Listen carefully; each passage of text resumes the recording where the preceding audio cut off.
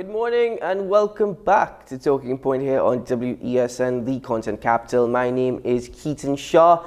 It is Tuesday, August the 2nd, 2022. A new month begins, and as we bid farewell to the long weekend, we hope that it was restful for you and you're recharged for the week and month ahead. Now, alongside me this morning, let me waste no time in introducing my co-host and colleague, Mr. Sean Michael Small. Good morning, Sean. Good morning, Keaton, and it seems as though the more I get a chance to rest, the more I feel tired and need to rest. I don't know if anybody else suffers from that phenomenon. I don't understand, Sean. 3 days. 3 days. And this is Sean Michael Small to introduce you for this morning's program. Anyway, also welcoming to the program this morning. I'm just an ordinary guy like everybody else that, unfortunately gets addicted to long rest. I mean, I too understand why rest is so essential this weekend. I didn't even realize it, but I slept for the majority of the weekend. But we also have with us via Zoom our good friend, commentator, welcoming back to Talking Point, Mr. Camille Pascal. Good morning, Camille. Good morning, Keita, and good morning, Sean, as well, and good morning to all our viewers and listeners. Well, Camille, you certainly look well rested. Something like that, yeah. Anyway, well, though there would have been emancipation celebrations across Trinidad and Tobago yesterday, over the weekend, it seems as though, and again, we're very sorry that we have to be the ones to actually analyze the depressing news, but nevertheless, the fact is it's a reality of where we're at as a nation. Gun violence across Trinidad and Tobago once more surged. And it started with a very, very interesting story. Need I say very sad and unfortunate, because regardless of the individual involved, one life is lost. According to his attorneys, he should not use the broad brush of criminality to paint the picture of the individual, but we speak of Akili Charles. And if you're wondering where you heard that name before, it's because his case in relation to suing the Attorney General, which went to the Privy Council, over bail for murder charges, well, that actually was landmark for Trinidad and Tobago. And then, just as we were debating that a couple months ago, we now got the news that he was shot and killed outside his home in Diego Martin. It brings up a lot of questions. The first one that comes to my mind, and I don't know if Camille will agree with me or not, was literally, if the perpetrators are caught, the unfortunate irony of the situation, their lawyers will probably apply for bail. And I will not fault the judge for saying, nah, on this one, don't even waste your time. Because this is literally the guy who fought to give murder accused the right for bail. So, I mean, there's other things about this show with regards to his history. Was he involved in the crime that he was imprisoned for, but he got off on? To what extent was he involved, or does he have information, or was he involved with the people involved? That line of thought might be the answer to why he was gunned down this weekend. But I think the main thing though is the fact that yes, if they catch the guy, I'm not going to fault the judge to say, nah, I'm going to hard pass on letting you have bail. Now, fair point in relation to bail. Just also let's bear in mind that the judges have discretion over who can be granted bail. But, Camille, as Sean mentioned, there are many questions over this case. Of course, the first thing that came to the thought of many, and I must admit, including myself, is, well, who is it that was trying to silence Akili? Especially considering how his case was a landmark, because the Bar Association has actually stated that he fought for younger men who are in remand for alleged criminal activity, because we must remember that Akili Charles, there was a case of no case submission because of a lack of evidence, which pointed to his being convicted. That being said, being shot and killed after something like this taking place is not news to Trinidad and Tobago. It's something that we've heard many times before. Yes, that's certainly correct. And if you know the history of the case and you know how far back his case, the case involving him spans, you would understand how much factors are involved in the situation, because it was a matter of their case having to be restarted back in 2017, and then, as you mentioned, no case submission was upheld, and then they would have applied. They would have filed an injunction in terms of getting bail, which would have gone as far as the Privy Council. Only just about a week ago, they ruled that the case. They ruled in favor of him in terms of the appeal that the state would have brought in the matter. And so it's a lot to unpack. And as you mentioned, it's also a lot to consider in terms of who would want to silence him based on the outcome of the case, and coming just days after the state would have lost by way of in terms of the Privy Council. Now, what is also very, at least to me, trying to analyze this entire situation is that anytime we've heard of an instance or situation of somebody that is trying to make, I don't want to use the term that they're making headways within the criminal justice system, but they're just basically turning it up on its end. Essentially, this was a major case and a landmark ruling by the Privy Council. But it takes me back to another individual who was not associated with crime in any way. At least we know of no charges against the individual. But I think of Andrea Barrett. And the reason why is because whilst I'm not comparing individuals, it was alleged at that point in time, and being very careful what I'm stating, alleged that Andrea Barrett came upon some things in her position that she should not have known, or that she should not have seen, as it related to bail as well. And allegedly she made a report, and then this entire thing transpired. Nothing ever came out of that investigation. So where Sean said, if they ever catch the individuals, unfortunately, given our history here in TNT, I'm not feeling confident enough that that will happen.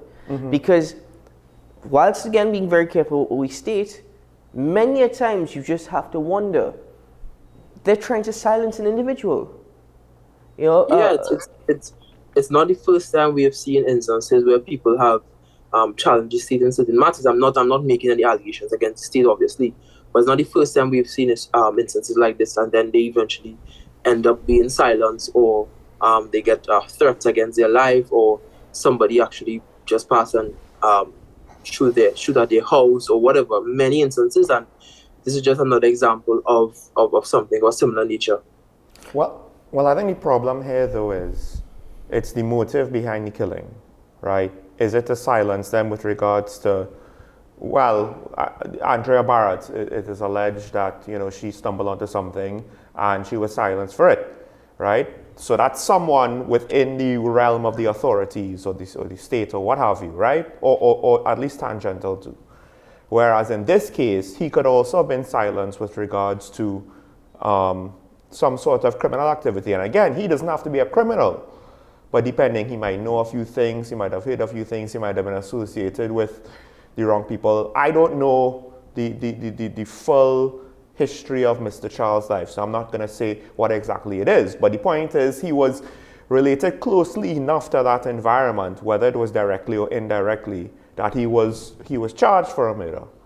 So it could have come from that part of society. It doesn't necessarily have to do with regards to the challenge for bail. The timing is interesting because it's more or less just after the Privy Council decision.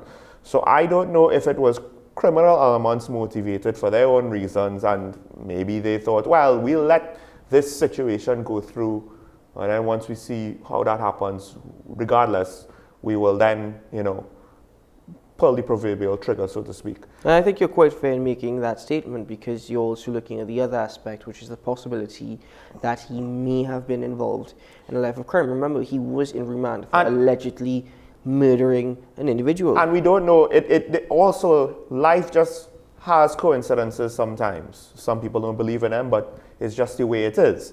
In that the motivation might have nothing to do with his history, might have nothing to do with the challenge for bail for murder accused, or his involvement or lack of involvement or knowledge of that murder or anything to do with that murder. It could be something completely separate that we know nothing about. It could even be domestic, because as we've seen within the last year, and this weekend especially, right, domestic violence has gone beyond just physical trauma and into the realm of murder. We've seen it more than once. I don't necessarily know if, and this is where I guess the lack of statistics is a bit of a problem. To what extent has it increased where it's become lethal domestic violence? Well, before we get into that, there is a statement from the Criminal Bar Association of Trinidad and Tobago, which I will share with you very shortly. But I did see Kemiel raising his hands because I believe he wanted to make a point. Kemiel. Yes, as I was mentioning before, the police have stated that there's no motive for the killing as yet, but there are a number of factors. I'm not sure if you all know, but this matter, the matter in which had to be restarted for them back in 2017, has to deal with the Marcia Caesar issue, where they would have moved her from, she was a chief magistrate at the time, and they would have had to move her to the High Court. And that was one of the cases that had to be restarted. So there are a number of factors in the matter, that can potentially contribute to his murder. And as you mentioned, it could be a domestic violence as well, but we aren't sure as to what is the real issue here. Well, there are a number of factors, as both you and Sean have mentioned, and I'll just admit, it was apparently two gunmen. I kind of doubt it's domestic, but then again, you never know. But as I said, and I admitted this at the beginning of the show, and I will state it once more, I was one of those that immediately, just based off of history here in TNT and knowing the case and the history of the case, made the assumption that it was a form of silencing an individual. Again, it's the criminal justice system. Bear in mind, though, as pointed out by Kemiel and Sean, there are a number of factors and a number of motives of which we do not know of as yet that could have led to his death. Now, if we take a look at the joint statement by his attorneys, that's Anand Ram Logan, Senior Counsel, Ganesh Sarup, and GNC Lakshmi Diyal, well, they've basically indicated what the Criminal Bar Association stated, not only in issuing condolences to the family, but championing his cause for pre-trial bail and against the delay of justice in TNT. And I quote from the release, Akili Charles championed a cause whilst incarcerated and continued to champion that cause well beyond his acquittal, when there was no longer any personal benefit to him after having lost 9 years of his life incarcerated before his eventual discharge. Beyond his advocacy for pre-trial bail for charges of capital murder, Charles sought to advocate for much-needed changes in the criminal justice system, now plagued with endemic delay, which continues to result in citizens being held without trials for periods far in excess of 10 years, delays which undermines the rule of law and renders Ottawa our constitutional protections and fossils the presumption of innocence. This is what the association means. And that is more or less what his attorneys would have also stated when they issued a release over his death. The other aspect is, what another argument, at least on the part of his attorneys, is that he was being pressured by criminal elements in his areas to turn to a life of crime, of which he stood against. And he said because he stood against that, and because he advocated against criminal activity in his areas or youth joining criminal gangs, he lost his life. He paid the ultimate price. That could very well be it. At the end of the day, when you're involved in illegal activity, you don't want to hear somebody having, basically saying, I'm not about that, I'm not doing that, because the fear would be, you're going to report me at some point. That's a threat. I don't like this, whatever. Particularly if you're telling young people don't join criminal activity, they always need fresh meat. When the criminals themselves don't think their life expectancy is beyond 25 or so, give or take a year. That's just to show you to what extent they themselves know they need to have young blood to throw into the grinder that is the life of crime. So, that alone might actually, because his name became more prominent after the ruling, so that alone might have been the catalyst to lead to this result. Well, also, folks, there are a lot of other stories. Let me just quickly get into two before we get into the other main one over gun violence. A child, which is an 11-year-old girl, was among 7 people who were shot at last night on 9th Street, 6th Avenue in Malik when a vehicle stopped in front of them. This took place at around 10:15 p.m. Two men came out from the car and fired several shots towards the group before fleeing the scene. No motive has been established and the intended target is not yet known. Fortunately, no one was killed, but an 11-year-old girl in the midst of all this being shot, 7 people being shot. And the other one is what took place at around 1:08 a.m. At Besson Street Police Station. That happened. Police observed. Kept me a little laughing, and yes, I know this story is very, very odd. Yeah, because it's an odd story, but I'll hopefully wait. If we can get into it at some point, I would like to. No, but please do, because I'm certain that the viewers at this point know about this incident. Well, yes. And what I would like to get into, this is a high risk area, right? As you know, based on instances of situations that would have happened in the past. And I would like to think that the police would have been more proactive in terms of how they secure their own premises. Not because it's a police station, it means that you are essentially just going to remain seated there and expect that things would be fine outside. This is a high risk area, and well, as you know, I am in close vicinity, so I understand the circumstances. So I just find it funny that how everything played out. I mean, at the end of the day, from everything that I've heard, the office, not all, but a significant amount of the officers in the station are not necessarily the ones dedicated to their job. Quite a few of them are the ones that want to just stay in the station. That's what I've heard. If I'm wrong, and you're a police officer and you've heard what I said and you want to correct me, you could call in later. But with regards to the first one, I'd just like to point out once again, when we had the situation where the guard got gunned down in daylight next to his daughter, thank God there was no collateral damage there. But now, this is the price of, well, you know, it's gang violence, gangsters killing gangsters. Eventually, it will reach a point where they're not as careful with who they hit. And as you said, thank God that but it has reached that point, Sean. It has, no, right. So now we're seeing it repeatedly upon a group of people. Right, but we're seeing it repeatedly because I don't think this is the first time a child got hit by a stray bullet. No, it's not. In a gunfight. So this is the consequences of that sort of mentality of the nation, having that mentality of just, well, you know, it's gangs. Let the gangsters kill the gangsters. Right, but we still have to live somewhere. Gangsters don't just live in their own corner away from us where they, you know, we'll never see that fighting. One of my good friends, he was 2 houses down from an assassination. I went to his house to celebrate his birthday. 2 weeks later, gangster got popped. You know, he couldn't go home at night time. He had to move. It was ridiculous. So this is the price we pay. You're absolutely right, because there comes a point now where many times you have to think that as soon as you walk out the studio door, you're a target. You know, do you live in fear? Or do you go about living your daily life just accepting that at any point in time, the possibility you can just lose your life? It happens at any point where you could be in any place at any time. And all of a sudden you're on the ground bleeding and you might end up losing your life. And this is what's taking place. And no matter what, I go back all the time to the Acting Commissioner of Police and to the Minister of National Security. And whilst we do understand that their jobs are not the easiest, they are there. They are in that position. It is their job.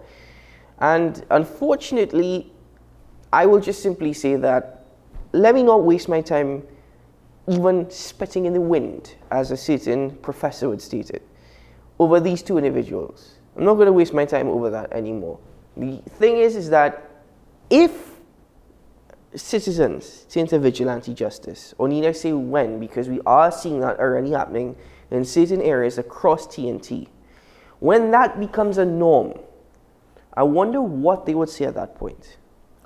Well, I don't know if we have time, but with regards to the domestic violence killing. Yes. You know, the gentleman shot, well, I mean, the gentleman shot, basically, the lady was told by the perpetrator, well, 4 days to live, the alleged perpetrator. And he was true to his word, apparently, killed both the female victim and her male spouse that the alleged perpetrator was involved with the lady, then seemingly, and this is my assumption now, I'm not sure if it was reported this way, seemingly went into the bushes and shot and killed himself because villagers, I believe, heard a gunshot not too long after, I think, the murders.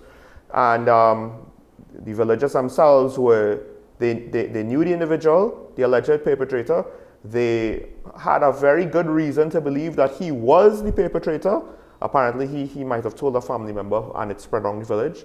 And when the body was found, they basically demanded and protested and what have you to the police that they wanted people to identify the body because they were afraid for their community. So on one hand, they are technically interfering with the police. I don't know if Camille has anything to say about that because the police did not want them to have access to the crime scene.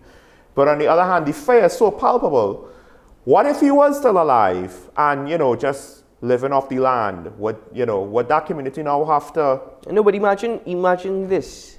Citizens putting so much pressure on the TTPS that they've blocked the roads, they've burned tires, they've basically blocked access. And they've told TTPS officers, you're not going anywhere until we get confirmation that this is the individual whom we're hoping. I mean, it's wrong for them to do, but I understand it. Exactly. Exactly. I don't know. I'm very conflicted on this. I don't know, Camille, if you have a thought. Yeah. So what I was thinking is that separating apart from the murder and how it happened, it's a matter of those communities or that particular community is a small community, and I expect that they are close. So apart from the realization that a murder has occurred and the person has now killed themselves based on the evidence, it's a matter of really and truly going into communities like that and really and truly treating with the needs of the community, because we still have to remember that when a murder occurs, it doesn't just affect the family and the immediate family, but it also affects the community, and especially a community like that one. It would impact them in some way. So that's kind of my thought on the issue. Certainly, well, the village life is now becoming one that is even more cemented by criminal activity. And I say cemented from the perspective that I think village life and villagers are now going to come closer together and stronger. At least I would hope so. Because you don't want a situation where now villagers are going to suspect their neighbor as being the perpetrators. And that is when that's just a different level of TNT crumbling and falling apart. So, remember, village life is supposed to be a form of security in itself. It was reported that the perpetrator was in some sort of adulterous relationship with the lady for 13 years or so, if I'm not mistaken. And now I do have to wonder, because this is a domestic situation. This is not a drug deal gone bad. This is not a drug lord killing a gang leader who is trying to move against him or something like that. This is not an assassination on a rival or whatever. This is a domestic situation where a man is basically saying, leave your husband for me, from what I gather. Usually in these sorts of things, what do? That's not my business. I go look the other way. That's not my business.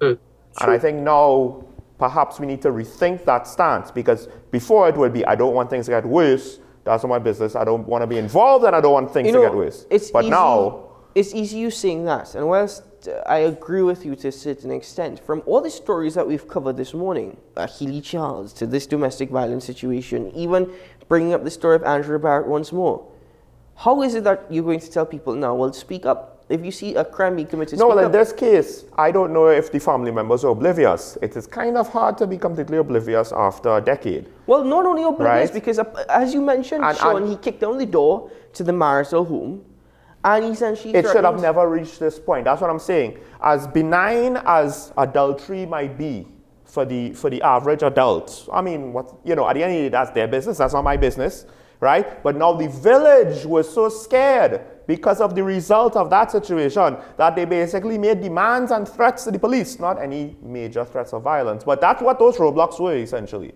right? And we can't necessarily blame the village for having that fear. So that's how far a Horner man could reach, right? That's the irony. That's how far it could go. It could terrorize a community. So I just have to ask, should we maybe not just look the other way if we notice something? Maybe advise our friend, hey, what you doing? You're married. Think about your family, right? Do you even know this guy? Could you, all of these things? Camille, quick. Yeah, go ahead, Camille, before. Yeah.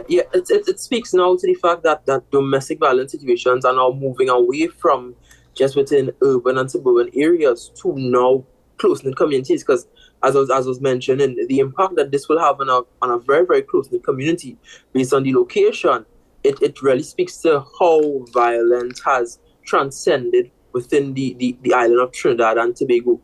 We're not just seeing it in particular areas or within particular circles. We're now seeing it moving into different areas. And on a new level. And yes. It goes back also to mentality as well. That as much as we speak about, we need to talk to our friends and whatnot, let's admit it, there is this mentality of, I'm a more macho man by the more women I sleep with, or by the more relationships that I may get involved in, or there's so many aspects that woman of this. From that man. Exactly, the mentality behind it as well. So some friends may encourage their friends in it, Sean. Some friends may encourage their friends in it. This is how a small wrong turns into a big wrong. And two people lose their life. Folks, we have to take a break here on Talking Point, and when we return, well, conversation continues, as one of our colleagues puts it. We'll be right back.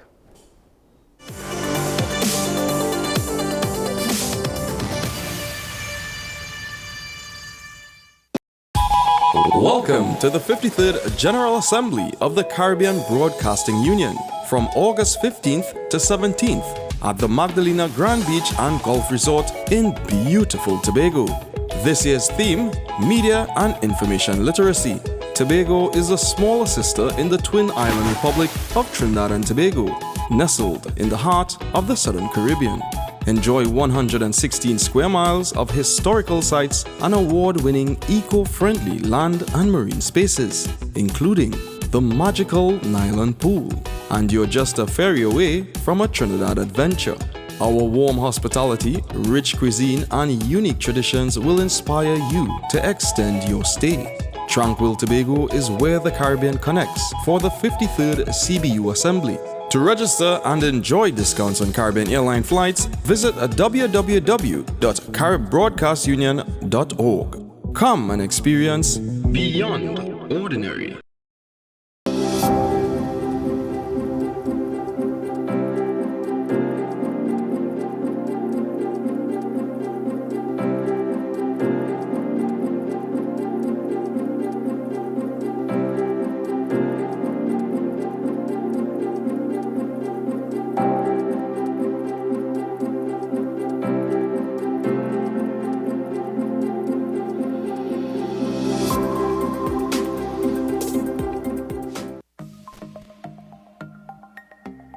Knowing how to tell authentic is as easy as 1, 2, 3. Find it, match it, search it. Step 1. Find the style number on the tag. Step 2. Match the style number inside the jersey with the number on the tag. Step 3. Search it. A quick Google search of the style number will verify the jersey is authentic when the search results match the jersey being searched. Don't be fooled by counterfeit jerseys. Before you buy, remember to find it, match it, search it. Fan Zone, 2 locations nationwide. Center City Mall, Chaguanas, and Movietown, Port of Spain. Nationwide delivery available. The best birthday gifts are at dbesttoys.com. Shop for the best brands you love at the best prices. Like VTech, Leapfrog, Fisher-Price, Play-Doh, Hot Wheels, Barbie, Cocomelon, LOL, Baby Alive, Crayola. Visit us in-store at Forces Flagship MacBean. Shop online now at dbesttoys.com. Order via call or WhatsApp at 32DBEST to order. And remember, we have the best toys at the best prices.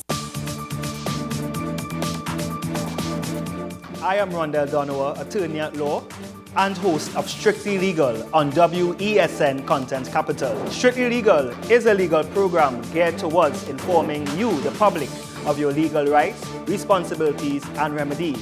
So be viewing Thursdays 10 a.m. to 10:30 a.m.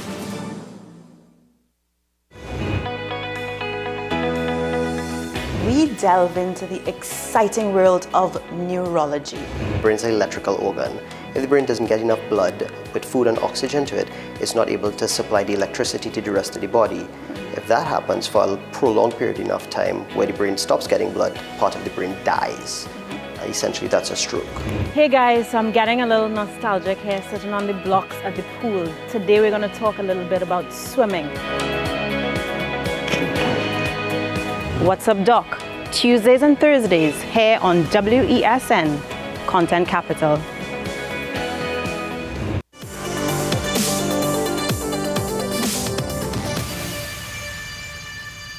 Just to quickly give you an update, folks, on PC Clarence Gilt, who was murdered on April 22nd, or allegedly murdered on April 22nd. We have to use those terms because we're not sure what's going on. Well, the PCA has basically stated that officers deliberately misled the acting commissioner of police. The police commissioner, the acting police commissioner, has stated that the police investigation has not yet been completed and it is not in his...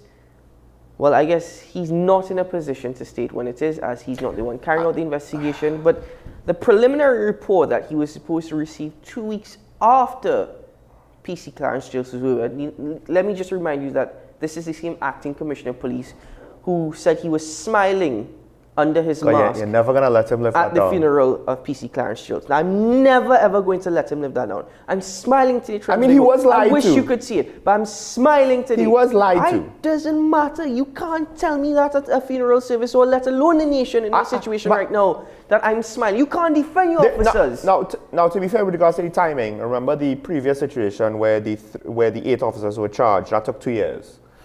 So that took 2 years, right? PC investigation as well. But bear in mind, I'm stating this now. When he said I'm supposed to get a preliminary report 2 weeks after this took place, that never materialized. And up to now, the acting commissioner of police cannot tell us why.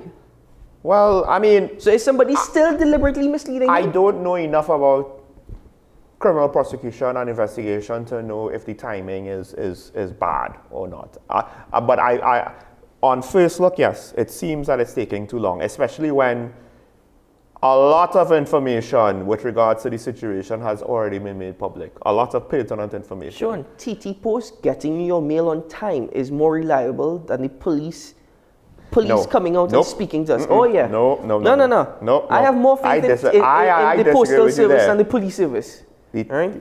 Nope. Anyway, I don't know if you've had a different experience, but at least I still get my bill a month after it's due.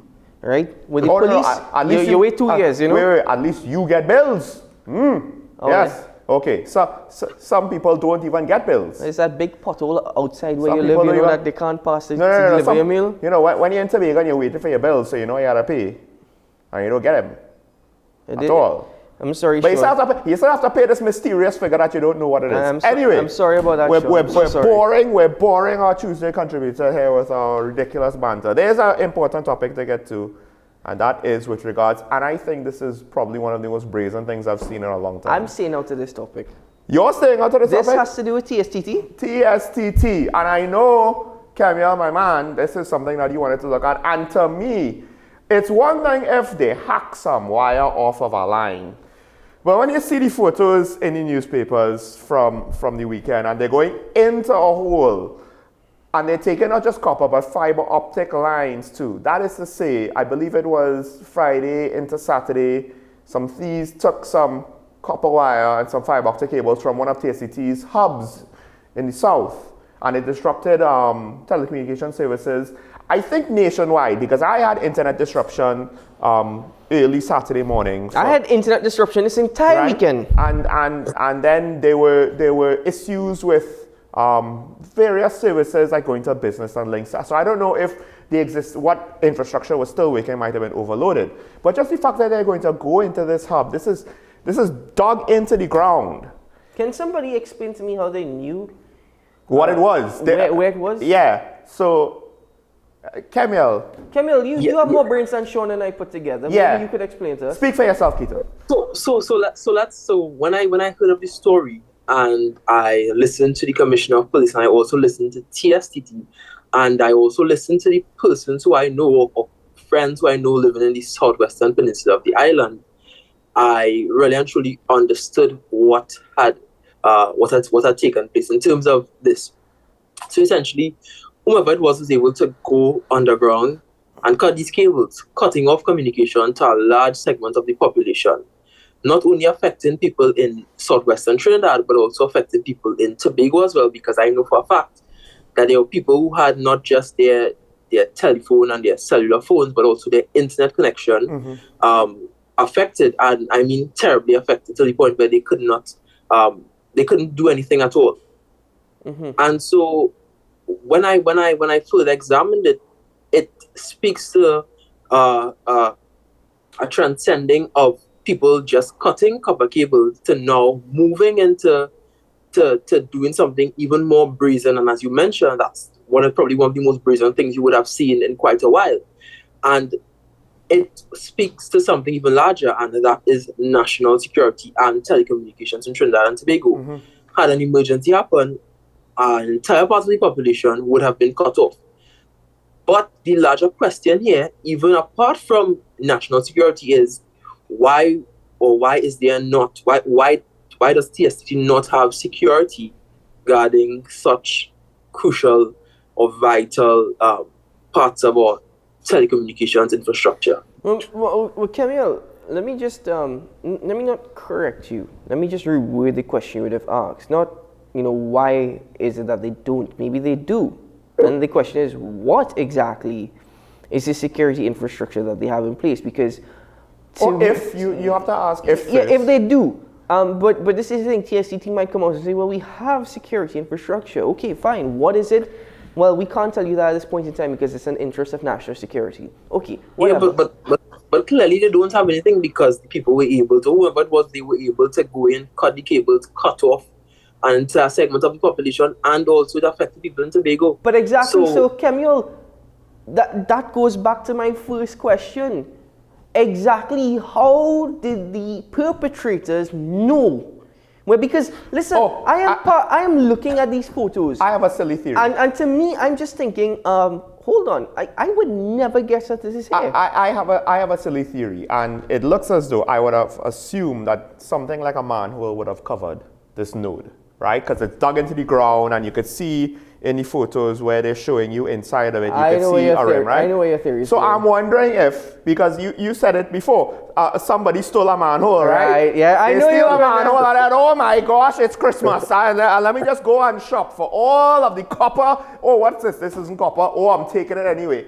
Like, to me, this was just a bonanza. And this goes into the question of the day, which I'll preview now, just to say, should scrap iron exports just be banned? Should it just be banned at this point? I know that question has come up over the last couple of weeks, and the Scrap Iron Dealers Association had multiple press conferences, some of which seem redundant, but they seem to be almost fighting for their rights to continue operating, because banning exportations might cut off their revenue.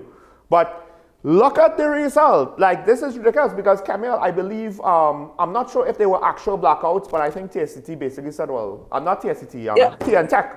If there were blackouts, what happened? We wouldn't know, because nobody could call us to tell us. Exactly. Yeah. Essentially, that's what happened. A large segment of the population was cut off. We said a crime. But if it's if it's so easy for this to happen, imagine what it could do on a national scale if cutting some of these cables impacts but it's already, an entire side of our No, but it's already national. He says Tobago. Well, yes. And the acting commissioner of police came out and spoke about this. I saw disruptions that were strange in Port of Spain. So it's the problem is, think of it like the support, the foundation of a building. If you take a chunk out of it, it's not as though the rest of the building will be supported, and the chunk that's underneath or above the removed piece, that alone will collapse. The whole building is potentially going to collapse. I don't know about you gentlemen, but I was experiencing technical difficulties when it related to the TSTT way before that. And we don't get into that though. But a couple of things. First of all, I wouldn't be surprised if the Scrap Iron Dealers Association holds a press conference today to just come and say absolutely nothing. Because a couple of weeks ago, they held a press conference stating that there is plans in place. They convened a special meeting of the executive. All members are in agreement. They haven't released any information thus far. as it relates to what plans or what measures that they are going to implement or they have implemented. I think they're trying to help register this issue, right? their members to go through proper channels, but I don't know if that's really. I don't know if it's working. You would have thought that that is something that would have been done way before, given that there's a Scrap Iron Dealers Association for years now. The other side of it is, hold on, don't you remember this story regarding TSTT security a couple months ago with the layoff? Yes. Here's what was stated on the part of TSTT, and I quote, "The Trinidad and Tobago Police Service views this occurrence as a serious infringement on the communication apparatus of this country. At first glance, it appears to be malicious damage larceny, accounting to approximately $1 million in damages. There are some leads." Here's the very, very funny part. "And we are looking in the near future to solve this matter as we continue with the good cooperation of the TSTT security and the administration of TSTT." What is this? This is a release from TSTT. They have some leads, and they're working with TSTT security. I mean, there's a reason why we want these things to be restructured so that they will actually work efficiently. And this is one of those. This is one area that needs to be. Camille. Yeah, I still don't think that many persons in the population understand or they've understood or what the potential risk that could have that happened over the weekend. In fact, it was so brazen that the commissioner saw it fit to visit the site himself. Yeah, because it is a matter of national security. The CEO as well of TSTT. This is not just this is not just the branch manager. Oh, we lost some cell phones. The CEO of the competition, Digicel, has also spoken about this. Right, and that because they are at risk as well. Exactly, and that worries me because remember, Digicel is not locally owned. Right, bear that in mind. So for a certain degree, if Digicel sees it as we cannot continue to operate in this climate, Lord, I didn't want to look at that. Exactly. Think about that. No. Or I want to sue somebody for damages. Customers that got service disruption. We don't have that in this country as much as we probably should. We don't necessarily need it as much as in America. They're not going to sue anybody. What is going to happen is that at the end of the day, in this economy, yes, that could be very possible. Who is going to pay the price for it? Customers. They are going to receive an increase in their bills. We're going to have to take a break very soon. I just want to make this point. The professor says it all the time. Professor, I pay attention to your class. We don't enforce our laws. One of the laws I don't think we enforce anywhere near enough, or the types of laws, is registration for service providers to legally provide certain services. I use PH taxis all the time, and now with Scrap Iron Dealers, I don't know. They could have all the plans they want, but if there's no actual enforcement of you need to be registered and approved and blah, blah, blah, blah, blah, in order to do this work and to export copper, if there's enough enforcement of it, it doesn't matter. And it's a knee-jerk reaction. It's the type of reaction that I don't necessarily like in these sort of situations. I prefer to fix it holistically. However, the copper thefts on TSTT is getting ridiculous. No, I do not subscribe to... It is getting ridiculous. And conspiracy theories, but, it goes against my position, it goes against my beliefs, but I must put it out there. And Camille and Sean, feel free to disagree. You as a viewer can call in Nate and disagree with me. The situation TSTT has been facing with regard to not being profitable, with regards to being completely inefficient, the worst service competition which provides better service and better customer service, because I still can't get my phone lines in WSN fixed. No matter, every day we're calling, and wait 24 hours, we'll deal with it. 24 hours, you call back. Literally, the exact time the next day, still can't get it fixed. So with all those issues with TSTT and the establishment of Amplia, which used to be Massey Communications, right? Amplia now being the company that will take over from TSTT eventually, I can't help but think a lot of these things are deliberate. Because not only will it show that there's a need to collapse TSTT in the end and move across to Amplia, it's just an easy way of us getting out of the responsibilities to actually need for restructuring this company and once more making it profitable and info. What's the point of having Amplia and TSTT? Let's just get rid of TSTT. Well, I mean, what's the point of having a Ministry of Communications and TTT? The government makes these decisions all the time. What's the point of having multiple tourism development companies, plus a Ministry of Tourism, plus a Division of Tourism in Tobago? You'll eventually see the TTPS moving away from TSTT if the TTPS is serious about national security. So, but at the end of the infrastructure is the infrastructure. The node is the node that affected Digicel, right? So, I will agree with you in the sense of maybe they're being negligent because they don't care about TSTT anymore. But I think Camille's point, this is a step too far. This is a step too far. I don't think anybody planned for that. I don't think there's some evil mastermind, well, we'll just let them sack a node. And by sacrificing a node and causing major issues with our telecommunication systems, that will put us one step closer to getting rid of TSTT. If that is the case, that evil mastermind is an idiot, and just for that alone, he deserves to be kicked on his behind. Like I said, frustrated customers are going to move away from TSTT, and but you're going to see that that's not just a TSTT problem. This is a national problem. So we've now gone beyond TSTT copper lines being stolen. This is a national telecommunication infrastructure what problem. I am pointing to. Right? No. All those elements coming together. My point is that affects all telecom companies. So it's not necessarily just only in the long run going to affect TSTT. It's affecting our reputation now, but to some extent.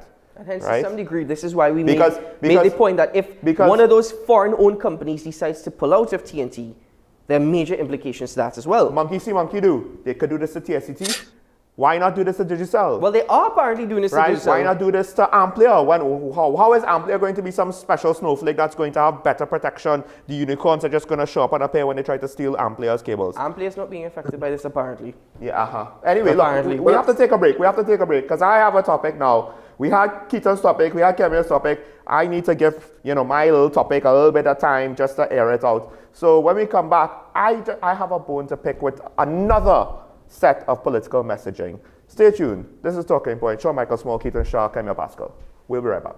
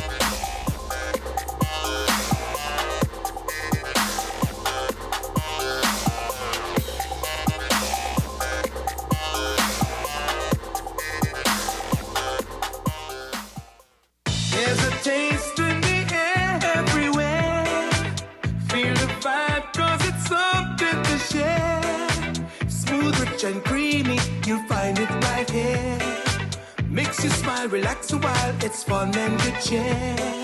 Ooh, enjoy every scoop. Ooh, every taste will get you. We have flavors that you love, a combination special. Come along, enjoy our treats. This is Uncle Pete's. AM Prime on WESN, the only place from 6 to 7:30 a.m. where you can get the most analytical and thorough interviews and regional reports. The Barbados Labour Party, led by the Prime Minister Mia Motley, once again able to achieve a clean sweep in yesterday's general election. I think a lot of people have underestimated the power of Tobago nationalism. If the government is afraid to say it, I, Martin George, I am saying it this morning on your show, Andy. There will be no carnival before Ash Wednesday. Grab a cup of coffee and start your day right watching AM Prime with Andy Johnson weekdays from 6 a.m. Only on your content capital, WESN. Is it politics? What is it? Is it that nobody cares about sports? The kind of support that sport used to get in the past is no longer here. The thing is, taking a knee doesn't mean that that's the only thing you're doing now, Andy. Right. Taking a knee along with other stuff. Samantha, what are you looking forward to when you return home to Trinidad and Tobago after winning the title? Thank you very much for speaking it into existence. Is there no pressure on Nicholas Paul? It makes me more motivated to work hard and to go out there and rep the red, white and black. Why are we sending a team to the Winter Olympics? There are a number of Trinbagonians who are in the diaspora and have grown up in winter sport. It's an opportunity that the Trinidad and Tobago Olympic Committee will not close the door on. I also believe in the players that we have. Once you can motivate the players, you can get the best out of them.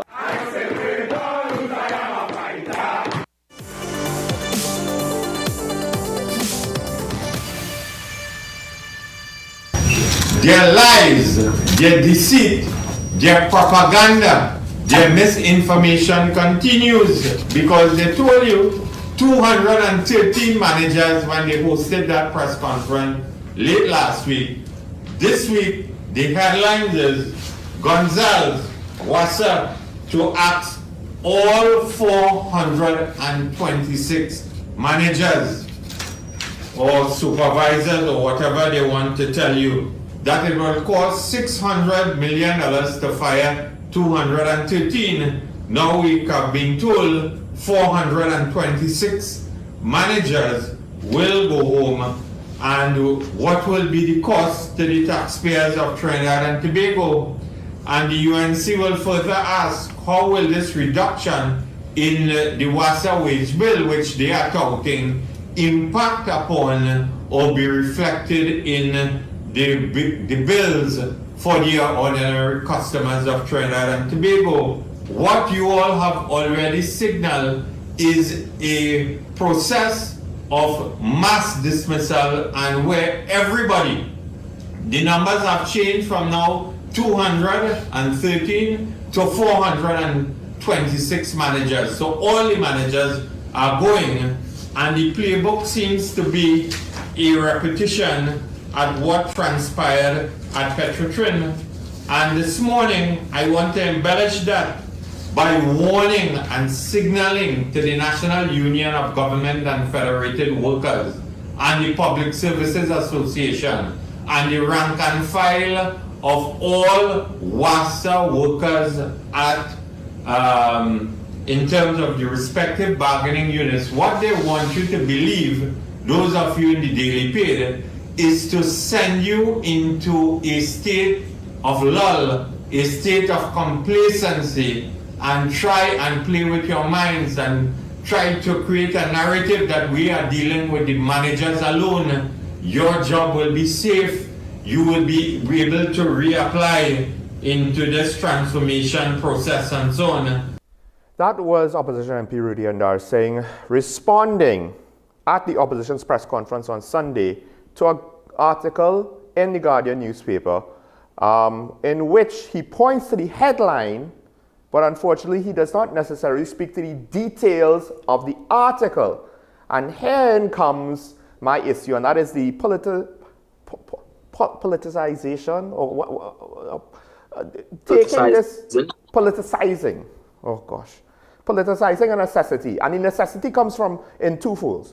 One, water is a necessary good, but also the restructuring of WASA. How necessary is it? If we listen to our politicians, that seems to be debatable. I am starting to get fed up of it. Now, granted, I don't necessarily want to take everything the government has to say at face value and believe it and say, yes, they're right and we should do it this way and believe what they say automatically. I don't want to do that. But when the counter-argument doesn't even read the article that he's supposed to be trying to speak out against. Because in the article, it is said, guys, that it's not as though all 426 are being sent home.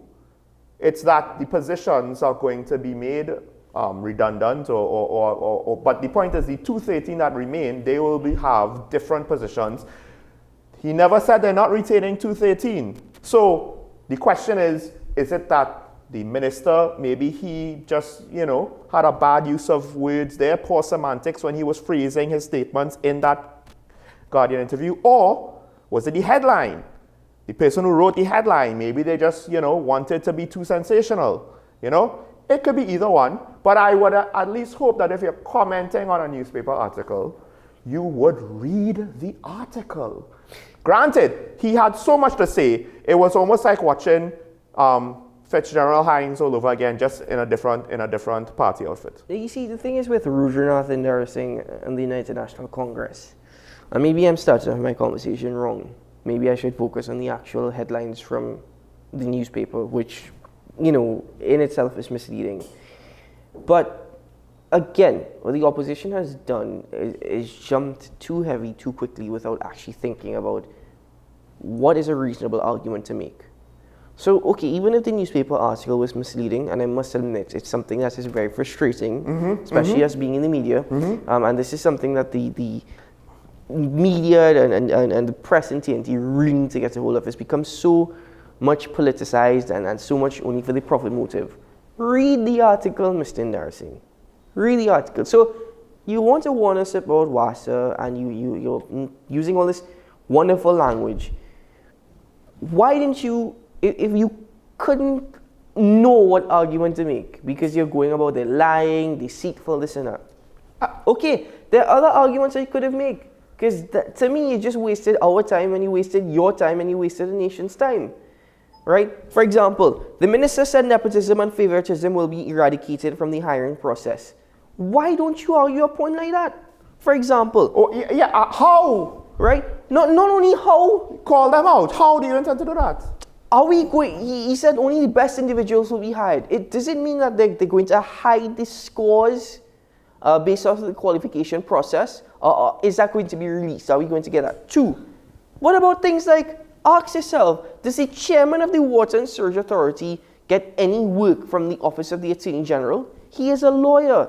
He has a legal practice. No, hold on. Does that happen? So if you're speaking about nepotism and all that, Mr. Narsingh, there are so many arguments that you could make, and so many other arguments that would have been a lot more meaningful, a lot more effective. Not only if you had just read the article, but if you had thought it through. Well, he did question with regards to the CEO. But to be fair, I'm talking about the chairman, huh? The chairman of WASA. But to be fair, I think, at this point now, I'm not entirely sure who he was questioning, but he did bring that up with somebody. But it was within the sea of his entire long soliloquy and meandering soliloquy. So it gets lost in translation, right? Right. And also, he goes into the law association stuff, which I think, okay, you're veering a little bit too far. Deal with WASA first, then deal with WASA CEO, or chairman. But, Camille, I mean, to me, on a level of communication, we're communication students. You will be finished way before I am at this current rate. The minister made specific claims, saying that they have engineers in WASA who don't have engineering degrees. He pointed that as something that needs to be corrected. And from what I understand, the MP did not speak to any sort of tangible point like that. To me, don't you think that's something of a red flag with regards to how the messaging is? Because at least the government is giving us claims that we could digest. But we're not hearing the counter arguments as to, okay, are these claims even good coming from the government? Should we believe them? Well, for me in particular, what I would say is this. It speaks to something an even larger issue for me. And that's the lack of preparation by the opposition, not just for press conferences, but also for debates in Parliament, both in the Senate and in the House. They fail to prepare, even sometimes government MPs fail to prepare adequately for instances. And for something as this, they should have prepared. And as you were mentioning, they should have attacked as Keaton rather was mentioning, they should have attacked the issue from a different perspective. Why not say, here's what we understand that WASA needs to be restructured. Can we assist in the process so they can get a better understanding, and also they can probably be seen in a better light by the population. So in terms of their attacking and how they, in terms of how they are handling the issues at the press conferences, they need to do better. Just from a communication standpoint, you need to prepare better.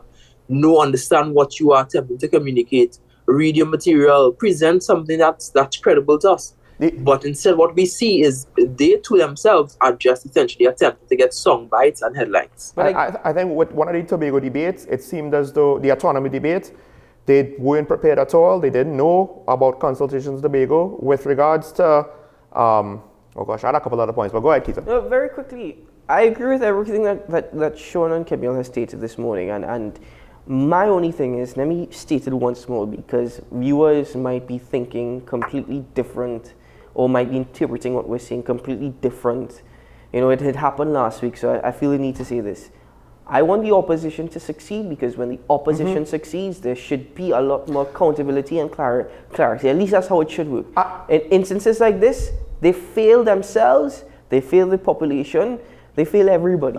By the way, and I'll say it again, that was it. Your point, Camille, to be involved. I would like to see bipartisan committees with at least one opposition member for all of these things for the sake of transparency. So despite the fact that I agree with all of the criticisms, I still want the opposition to be more involved.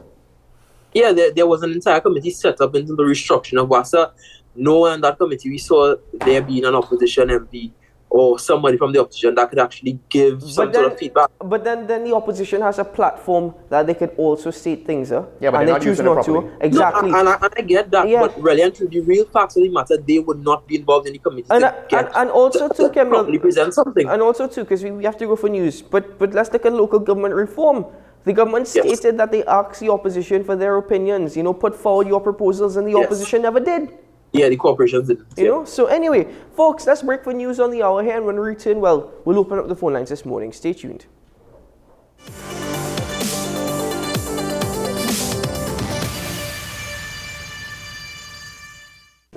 The Mary Immaculate Prayer Group and Friends presents its prayer breakfast on August 31st in aid of Monsignor Christian Pereira. The prayer breakfast begins from 9 a.m. at the Cathedral of Immaculate Conception. Cost is only $200. Come support the Cup of Gratitude in aid of Monsignor Pereira, August 31st. Tickets are available at the Parish Office of the Cathedral of Immaculate Conception and the Parish of Our Lady of Perpetual Help. Every word, every line, every paragraph depicts a real moment in someone's life. A father, a sister, a mother, a brother. We at Newsday are dedicated to you, the people, and through independent, unwavering journalism, strive to always bring your stories to life. Because your stories are more than just words. Newsday, independent and credible. What's the best way to grab the attention of viewers? Please exercise more patience.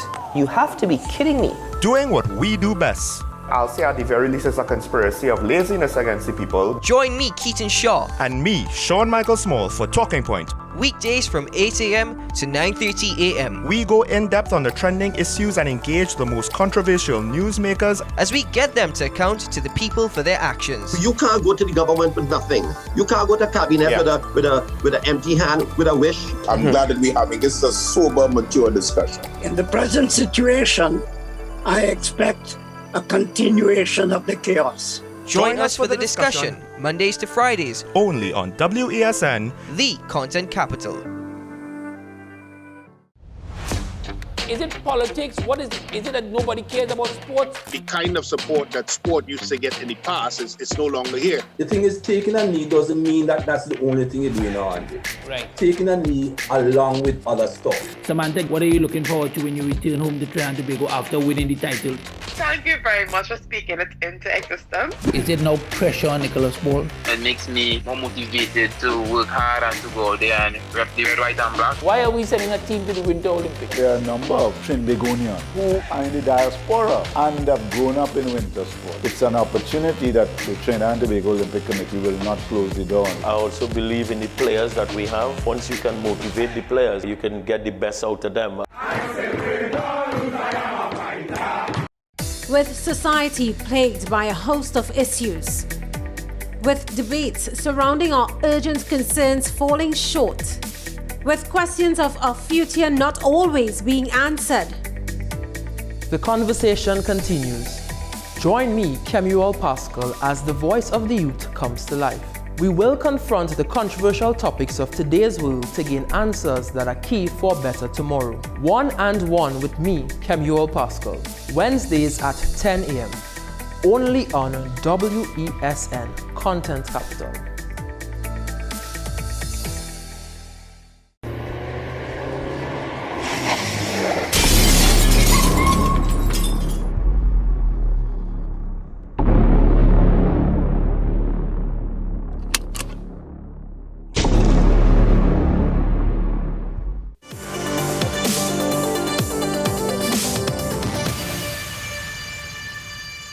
Welcome back to Talking Points.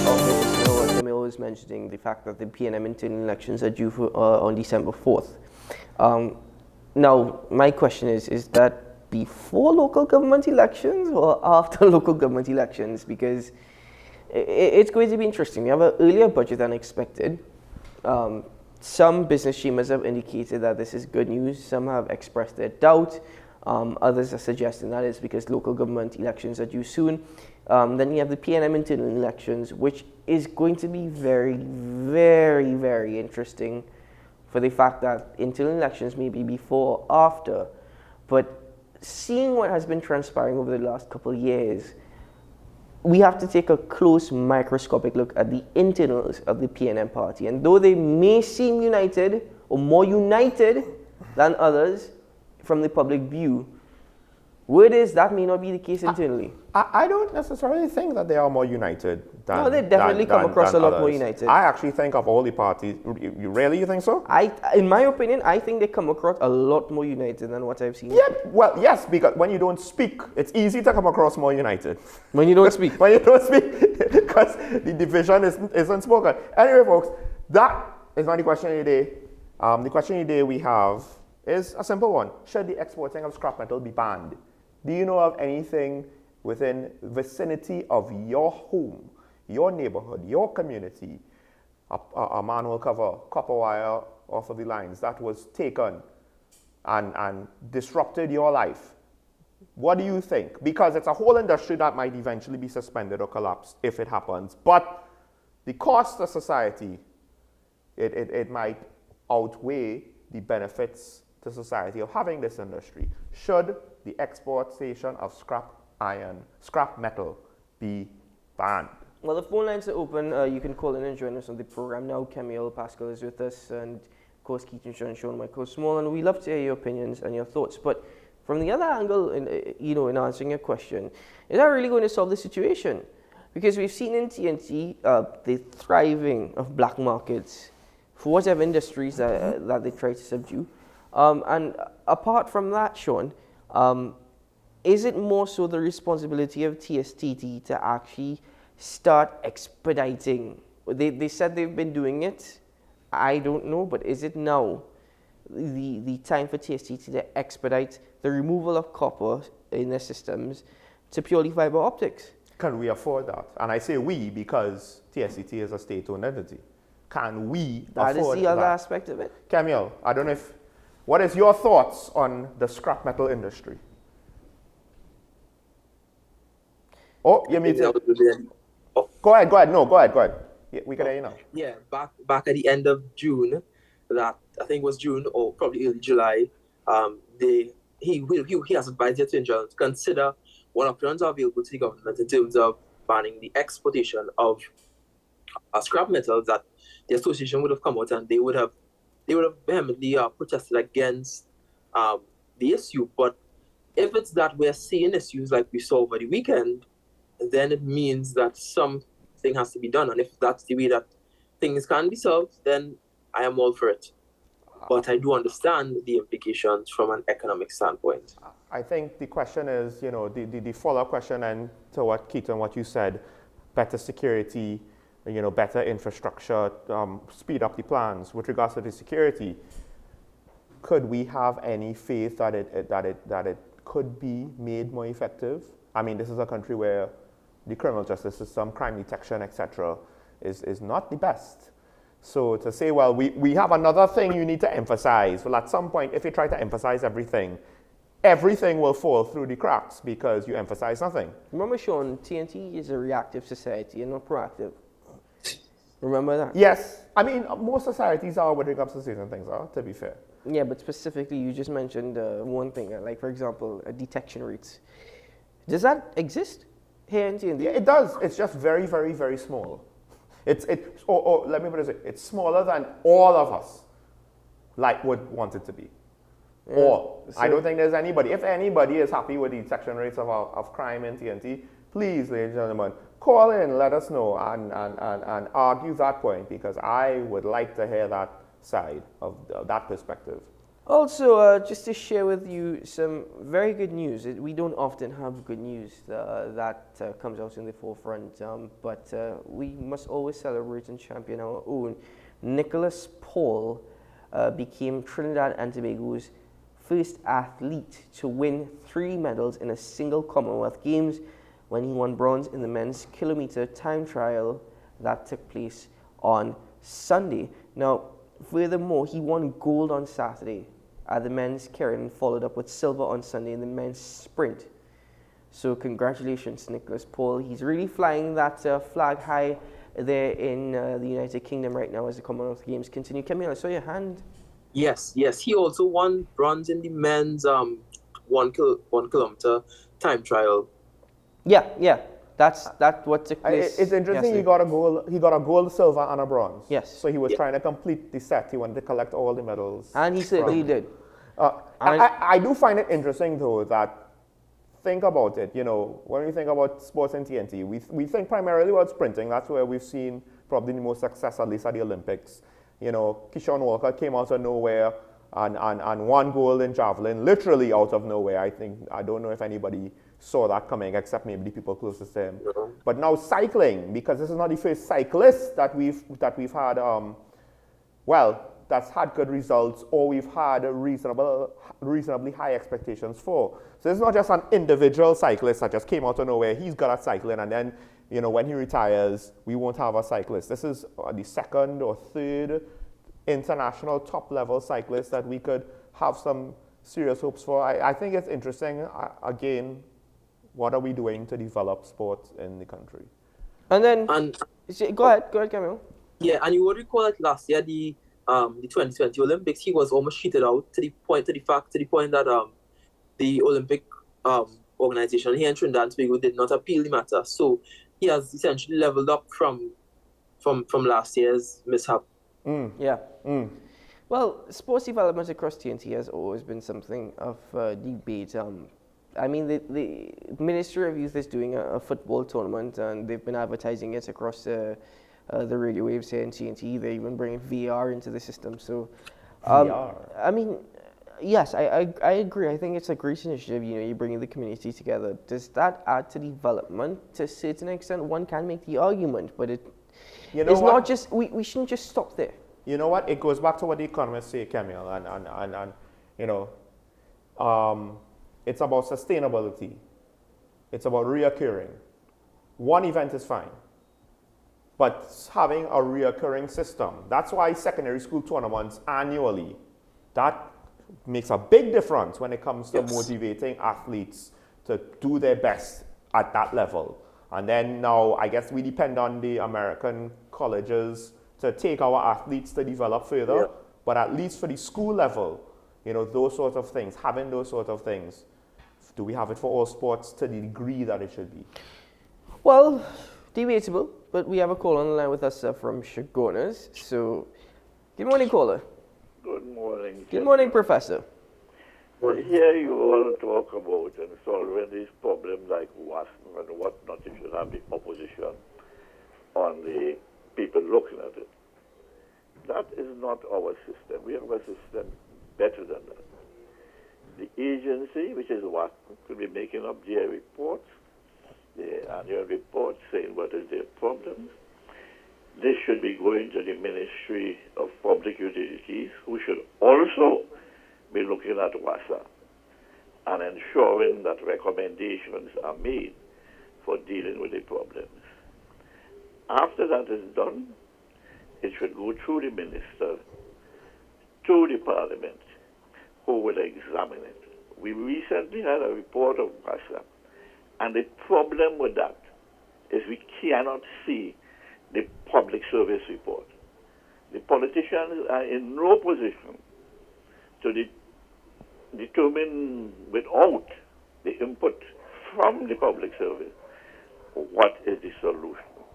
Because if you look at the recommendation, it is not addressing the problems with WASA at all.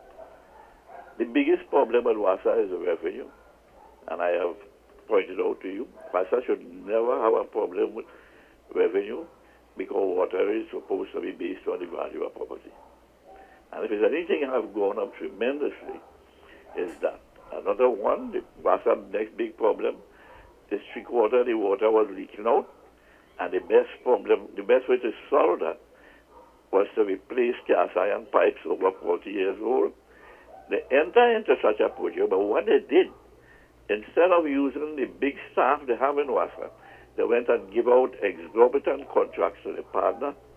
That exercise have not been completed. You could see the pipes all over Trinidad Park up there, and nobody replacing the pipes. But WASA going on and putting up more plans to deal with water. And the point I'm getting at is the principle of governance, in which the annual administrative report plays a part, and the Parliament, the opposition will have the opportunity when it goes to Parliament, and what they should be asking for is the technical reports, and they're not asking for that. Any questions, gentlemen? Well, Professor, I just like to say, in the case of you saying WASA should not have a revenue problem, but what about an expenditure problem? Because according to the Guardian article,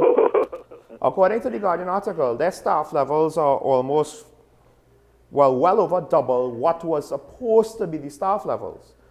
1,700 staff members, yet they had almost 1,800 daily paid workers and 3,015 monthly paid.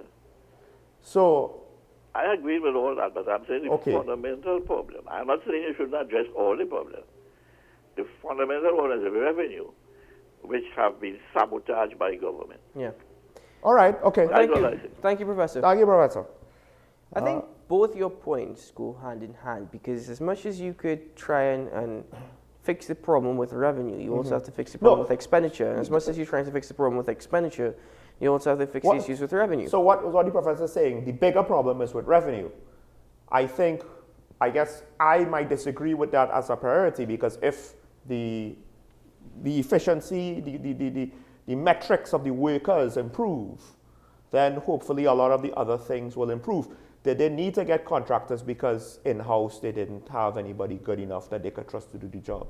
You know, questions like that will always come up. So if we improve the workforce and actually get engineers with engineering degrees and not have 88 departmental managers, what are those 80? 196 supervisors. What are those 80 departments in WASA? You have 8 executive managing directors and 19 executive management heads underneath them. I don't even know what that means.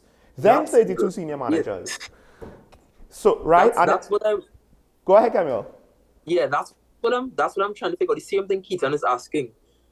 How did we arrive at this point? What are the needs of WASA that we need to have so many workers? What is there to manage?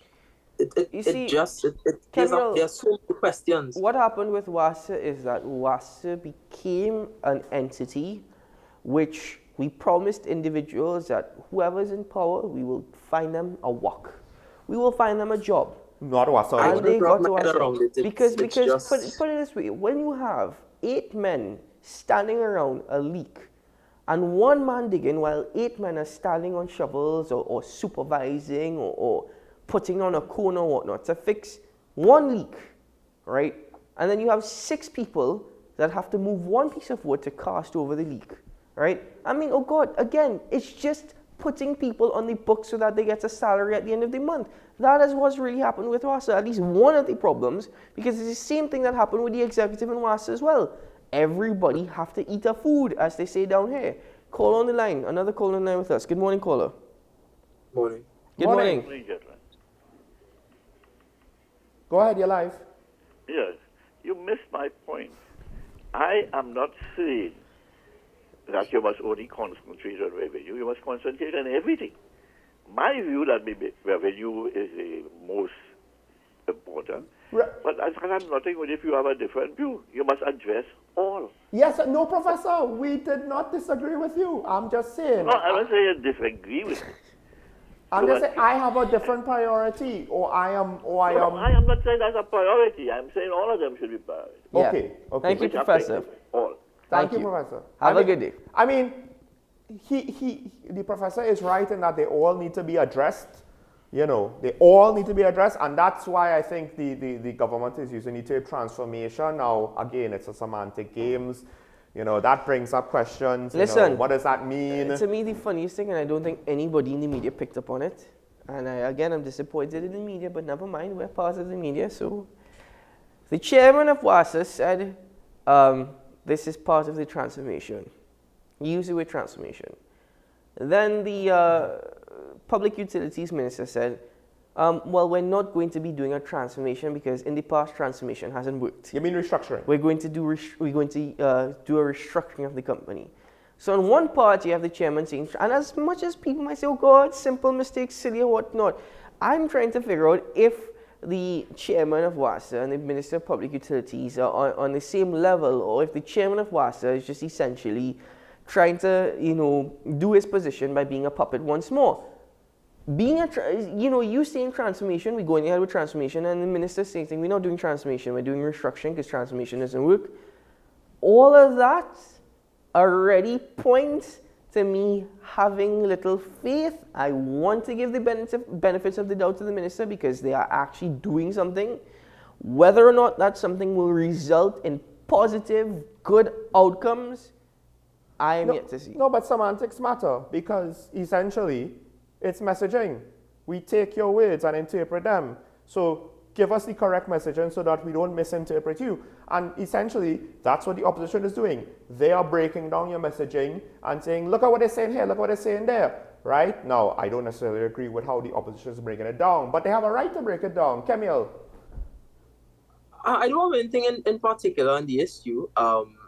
Just to say that it's a matter of we know the challenges that are facing WASA and we understand what needs to take place, whether we call it restructuring or transformation. Let's just get the work done. Yes. We have a call on the line from San Fernando. Good morning, caller. You're live. Morning, gentlemen. Good morning. I think we can't ban the sale of scrap because we have a refinery to export. Well, I mean,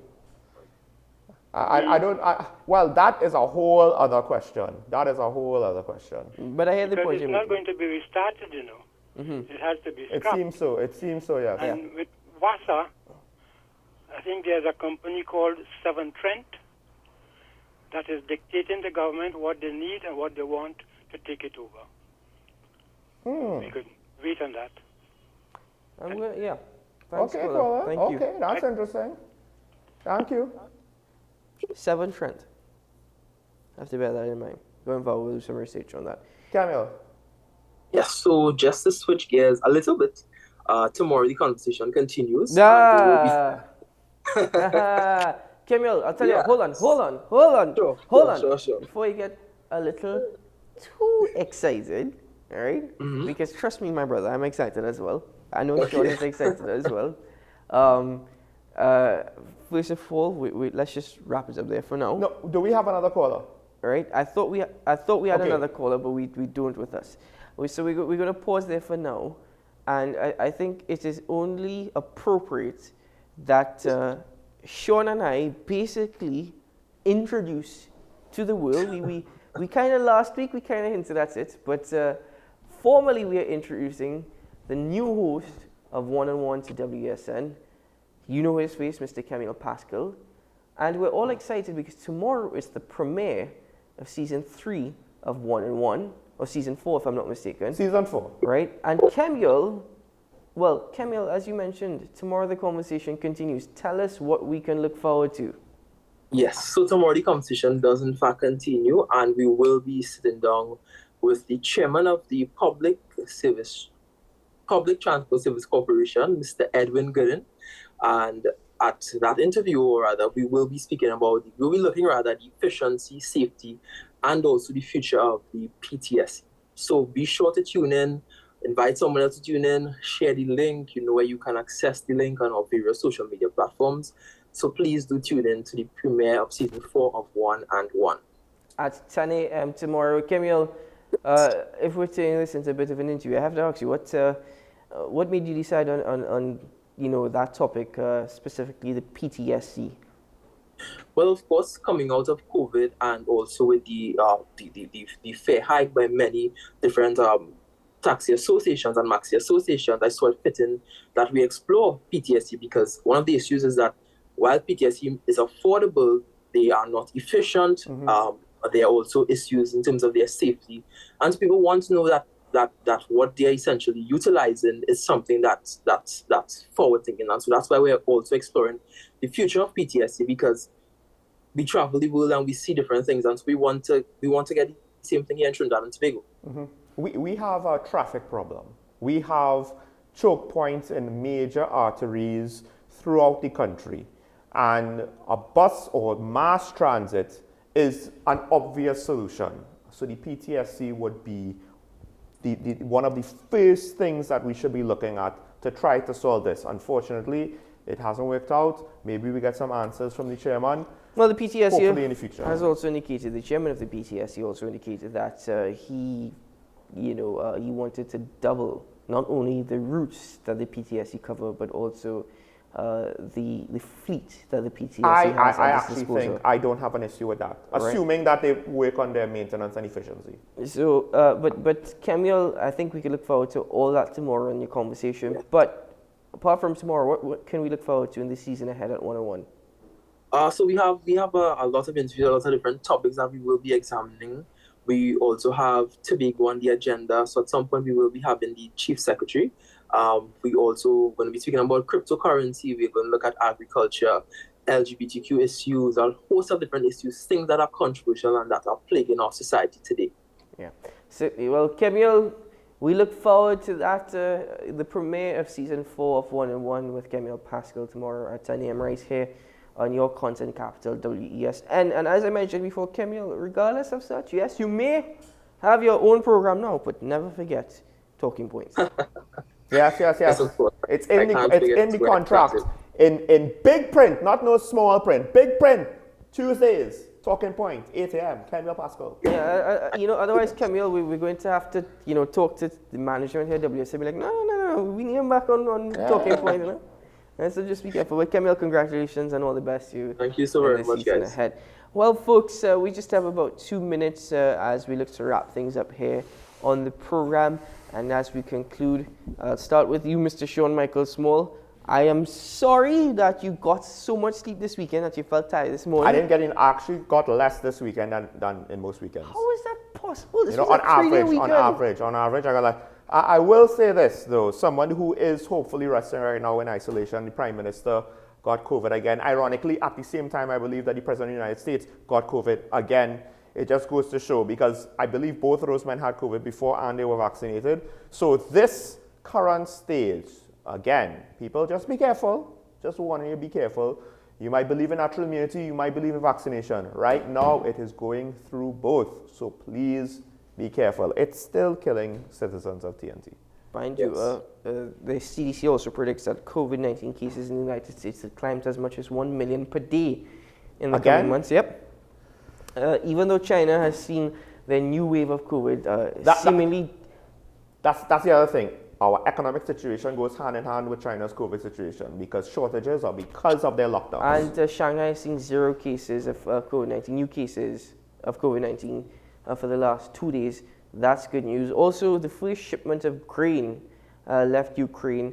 It's headed for the port in Turkey. We're waiting what happens there. But generally, there is some good news to go all around. As my co-host pointed out, though, it's not the end of it. Fingers crossed. And in fingers being crossed, remember, you have your responsibility. You can play your part as well. And I'm very thankful monkeypox has not turned into the next. Well, New York City has declared monkeypox as a health crisis. People, please do not travel to New York for the next couple of weeks, please. Camille, please. Camille, thank you very much for your presence once more on Talking Points. Thank you also very much. Yes, well, folks, I'm Keaton Shaw, and well, as I said, I hope you had a great weekend, a new week ahead, a new month ahead, and just remember, as always, ironic as it may be, we're in sweet TNT. Today is a good day to have a great day. We'll see you again tomorrow morning. Bye-bye.